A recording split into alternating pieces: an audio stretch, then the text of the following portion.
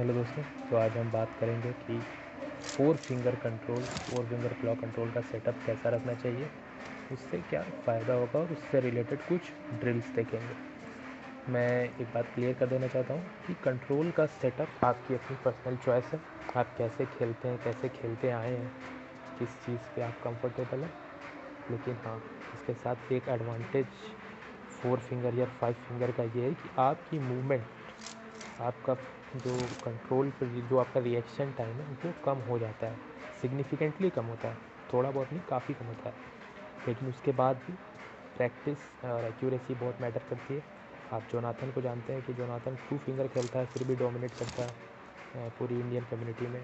तो वो एक एक्सेप्शन है, क्योंकि उसने उस चीज़ पर काफ़ी मेहनत की हुई है।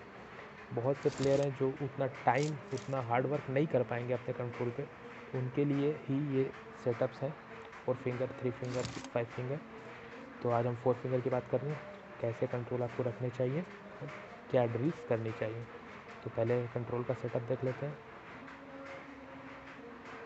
तो हमने लेफ़्ट हैंड साइड पे रखा हुआ है जिगल का बटन, जो हम अपने लेफ़्ट थंब से कंट्रोल करेंगे, और रिवाइव वगैरह ये सारी मिडिल स्क्रीन का आधा हिस्सा हम लेफ़्ट थंब से, आधा राइट हैंड से कंट्रोल करेंगे।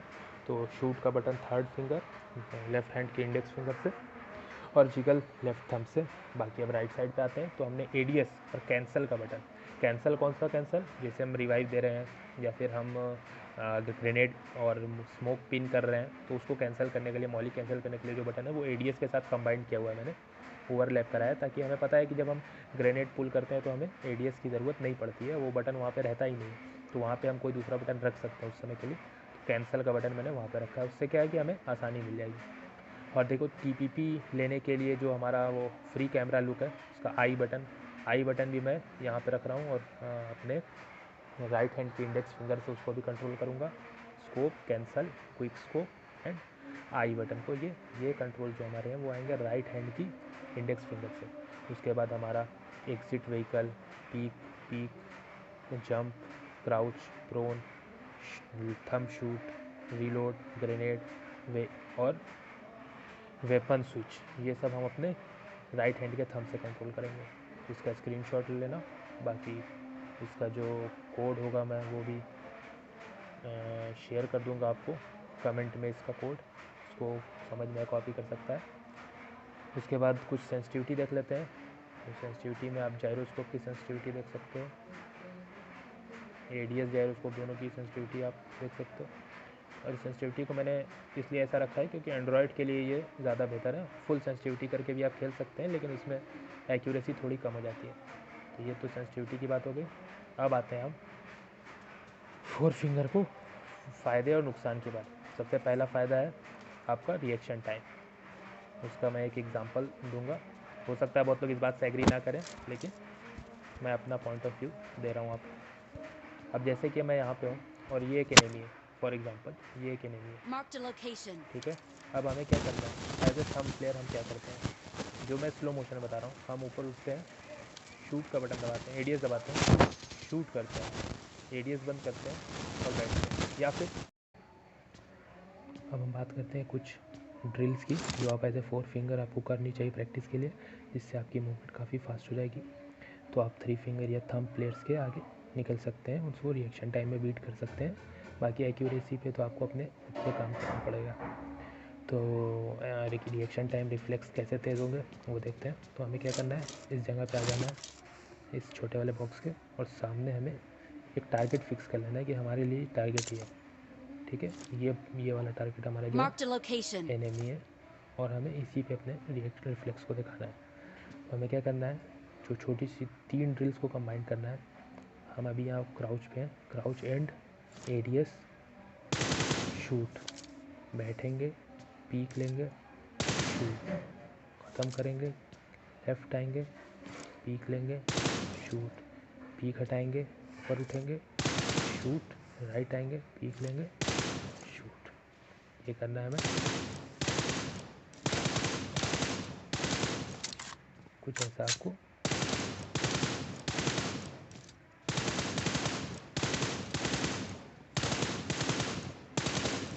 दिखेगा।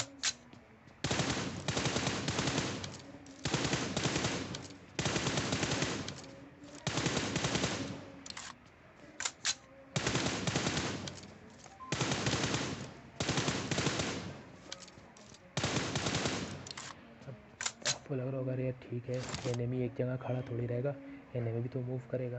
बिल्कुल एनिमी मूव करेगा, इसीलिए मैंने कहा कि एक्यूरेसी आपको खुद पे रखना है। अब आपको पता है एनिमी मूव करेगा, तो आपको अपने एडीएस को इतना कंट्रोल होना चाहिए कि आप एडीएस को 2 टारगेट्स के बीच में या मूवमेंट टारगेट में कैसे मूव करेंगे। ये इस ड्रिल का मेन मकसद क्या है कि आपके कंट्रोल्स पे, आपके बटन्स पे, आपके मूवमेंट पे कितना फास्ट कंट्रोल हो रहा है।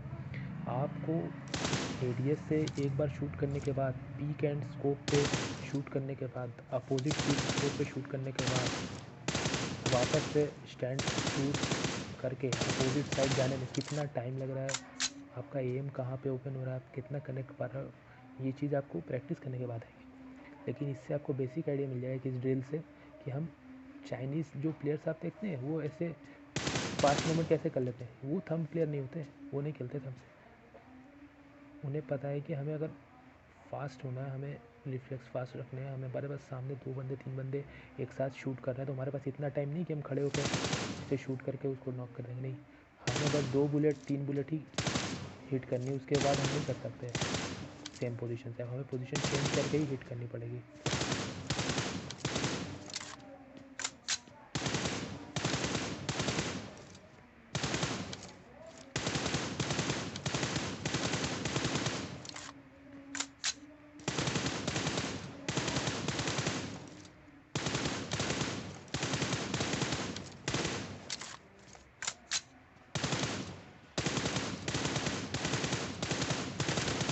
और मेरा एम असिस्ट हमेशा ऑफ रहता है, तो आप इस चीज़ की टेंशन बिल्कुल मत करें, आप ऑन करके भी खेल सकते हैं। तो ये तो रही ड्रिल जो आपको करनी है फास्ट।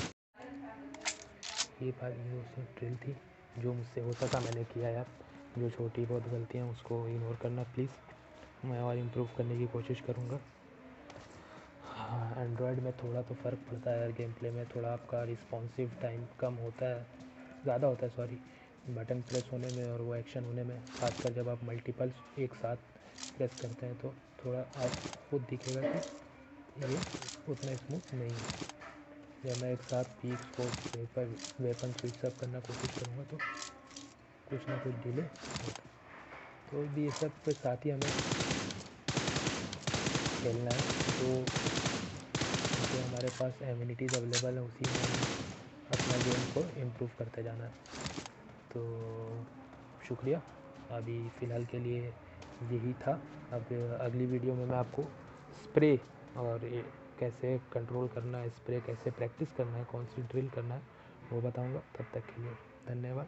अगर आप पहली बार देख रहे हो तो प्लीज़ सपोर्ट करो, हम 50 सब्सक्राइबर के काफ़ी पास हैं। Thank you.